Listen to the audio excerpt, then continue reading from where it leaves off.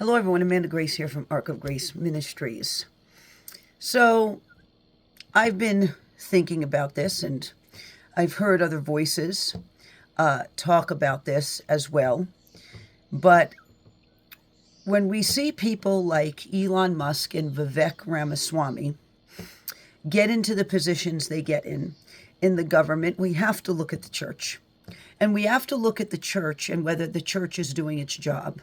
And being right now that a part of the church has become Peyton Place meets the Kardashians, with the amount of nonsense that is going on, the amount of pride that is going on, the amount of crisis managing and PR moves that are going on, with the amount of mudslinging that is going on. No wonder why God perhaps has allowed a window and people like Elon Musk and Vivek Ramaswamy have gotten to the positions they have, except they do not know the voice of God.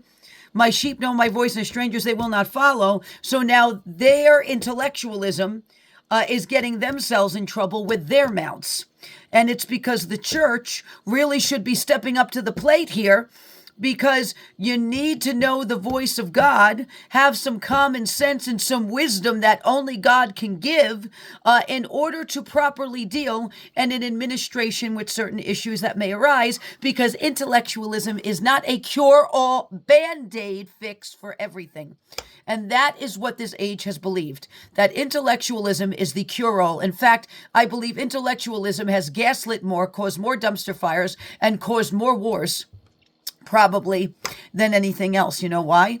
Because that other piece of the wisdom of God and the discernment and the common sense that is needed. And that is where the church should be coming in and doing their job there. So then God doesn't have to go out and find those that don't even know him and put them in positions where they potentially can make a bit of a mess there if guardrails aren't put up there. So with what we see going on in the church, and yes, things have to be exposed, things have to be cleaned out in the church. Judgment begins in the house of God. But this is all happening now because the church didn't do their job in the first place. And the world got too much into Christian broadcasting, and the world got too much into the church, where then the world started to run the church, and the world started to run Christian broadcasting, and the lust of the flesh, and the flesh started to dominate in leading the church and Christian broadcasting and where it needs to go. So now, the church and the political are running parallel for good reason, because one needs the other, in a way. The political desperately needs the church, and desperately needs the voice of God in there. Desperately. That's why Daniel and Nathan and Joseph and others like them were positioned where they were in those high places, because they heeded the voice of the Lord and they feared him.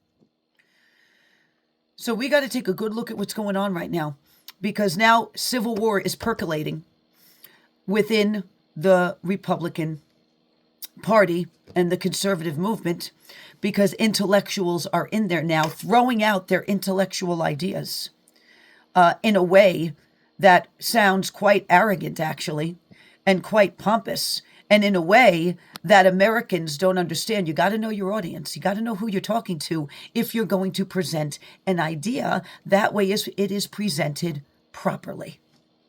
So this is running parallel right now, the political and the church, but the church really should step up to the plate here when it comes to the political, because that is needed desperately right now for where we're going. When I mean desperate, I'm not kidding. So keep this in mind. God bless. Be watchmen right now. Keep the faith.